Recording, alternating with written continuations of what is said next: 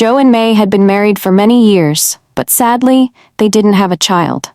Despite this, they shared a bond stronger than most, filled with love and care for each other. They didn't let the absence of children affect their happiness. They enjoyed each other's company, always together, talking, laughing, and sharing everything that went on in their lives. Their house was full of laughter every day.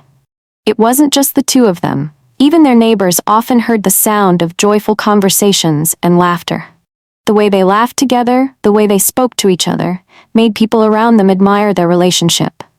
Some neighbors even said, "It's amazing how happy they are, despite not having a child. They never argue, never fight. They just love each other." Joe was always kind, caring, and thoughtful. He would always check on May, making sure she was okay and happy. May, in return, loved Joe deeply. She often spoke to her best friend Sandra about how lucky she was to have such a loving husband. "Joe treats me like a queen," May would say. "He loves me so much, even though we don't have a child."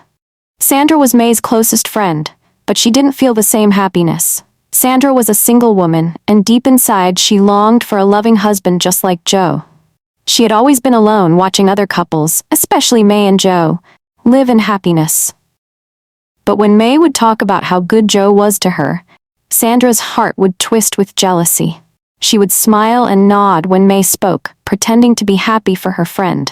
But inside, Sandra thought, "Why does May always have to tell me how lucky she is? Just because she married before me, she thinks she's better? I'm going to take Joe from her. I'm going to make him mine." Sandra kept these thoughts hidden. On the outside, she acted supportive, but on the inside, she was filled with envy. Every time May shared stories about her happy marriage, Sandra's mind would race with plans. She thought to herself, "One day, Joe will be mine. I will make sure of it." May, however, had no idea what was brewing in her friend's heart. She believed in their friendship and trusted Sandra completely, unaware of the jealousy growing inside her. Despite their happiness, May and Joe's marriage was not as perfect as it seemed.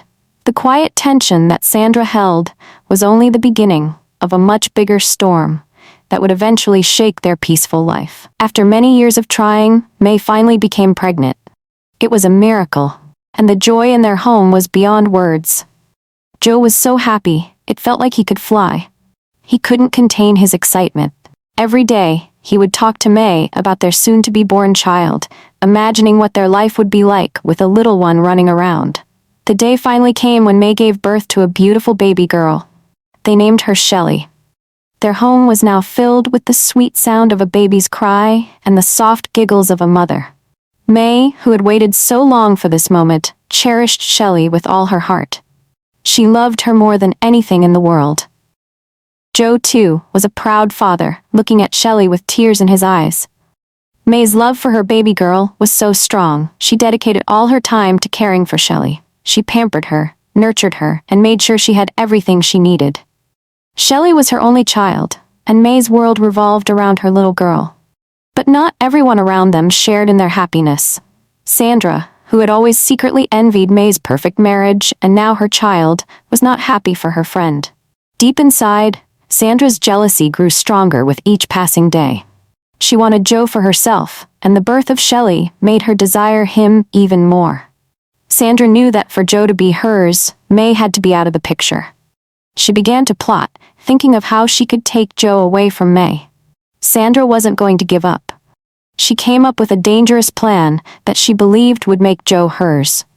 One day, after much thinking and planning, Sandra decided to visit a witch deep in the forest.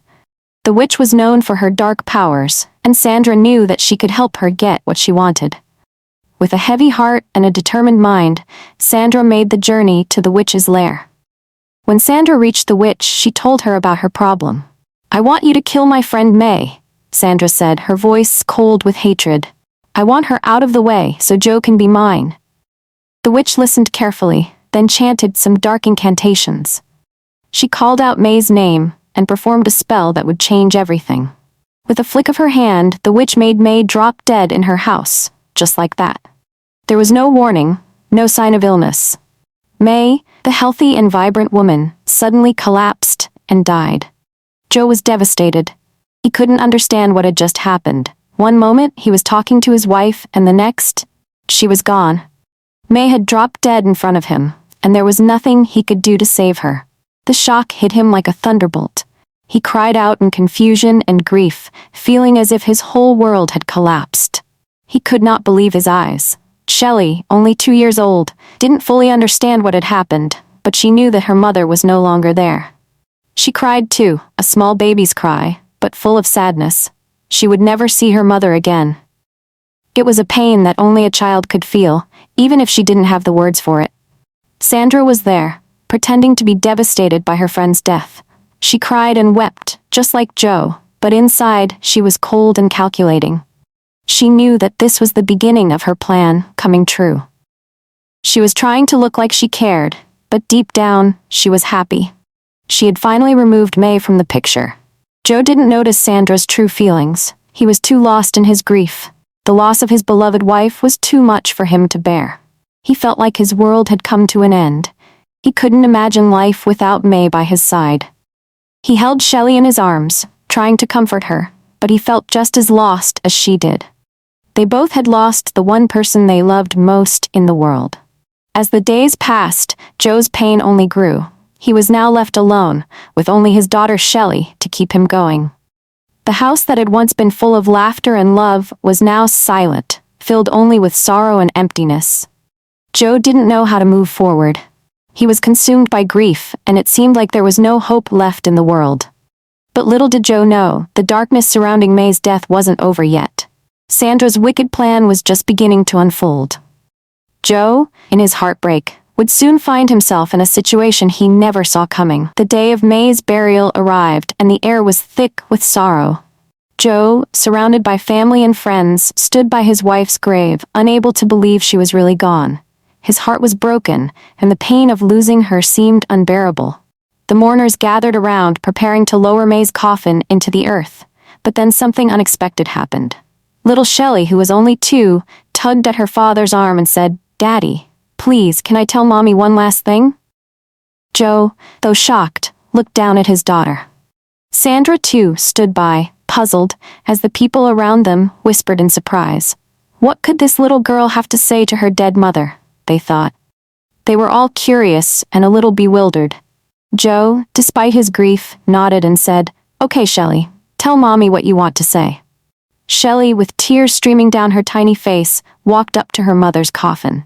She stood there for a moment, as though gathering her thoughts. And then, with a voice that trembled with sadness and wisdom beyond her years, she spoke. "Mummy," she began, "I know you didn't die a natural death, but I'm telling you, go and follow whoever killed you, and make sure they die too. That way your soul can rest in peace." Everyone who heard Shelly's words was stunned. Joe stood frozen, unable to comprehend what his daughter had just said. Sandra, who had been standing quietly nearby, felt a chill run down her spine. The people around them exchanged shocked glances, whispering among themselves. How could this little girl know what had really happened to her mother? The mystery deepened, and no one could explain it. After May's burial, things grew darker. Shelly's words seemed to hang in the air, and the truth that had been buried with May began to resurface. May's spirit was not at rest. Her ghost began to appear to Sandra, haunting her in her dreams and even in the waking world. She would appear in the middle of the night, her face twisted with anger and sorrow, whispering in Sandra's ear. "You killed me, Sandra. You killed me, and I will not rest until you confess. If you don't, I will make you suffer." Sandra tried to ignore the terrifying visits from May's ghost, but it was impossible. May's spirit tormented her, showing up everywhere Sandra went, following her and haunting her every step. Sandra was terrified, unable to sleep, unable to eat, as the ghost of the woman she had murdered tormented her day and night. One day, as Sandra was walking down the road, she suddenly saw May's ghost chasing after her.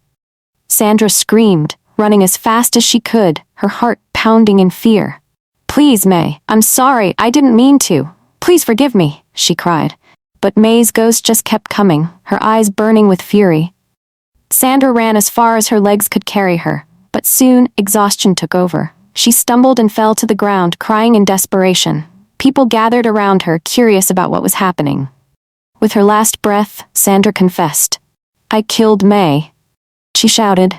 I made a deal with a witch to get rid of her so I could have Joe for myself. Please forgive me. I didn't know it would come to this." The crowd gasped in disbelief, including Joe, who had just arrived. He stood frozen, unable to believe what he was hearing. The woman he had once trusted, the woman who had been his wife's best friend, had plotted his wife's death. The weight of the truth was almost too much to bear. But before anyone could react further, May's ghost appeared, her spirit glowing with anger. She spoke with a voice that sent chills through everyone present. "You betrayed me, Sandra. Now you will pay for what you have done." In a blink of an eye, May's ghost struck Sandra, and she collapsed, lifeless, on the ground. The people around her screamed in horror, but it was too late. Sandra's body was soon thrown into the evil forest, a place where dark things were known to happen. It was the final price she paid for her wickedness.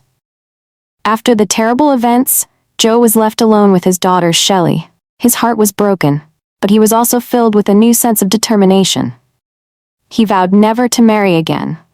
Not because he didn't believe in love, but because his love for May was too great, and Shelly needed him more than ever.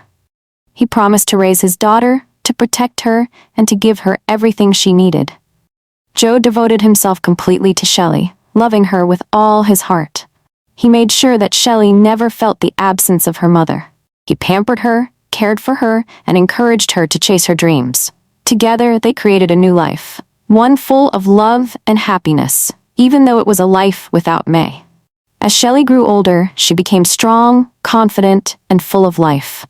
Joe's love for her helped her overcome the pain of losing her mother, and their bond became unbreakable. They lived happily ever after, a father and daughter who had endured the darkest of times, but had found their way back to the light. Moral lessons. 1. Jealousy can destroy lives. Sandra's jealousy led her down a dark path, and in the end, it cost her everything. 2. The truth always comes out. No matter how deep you bury it, the truth will eventually surface and set things right. 3. Love is stronger than revenge.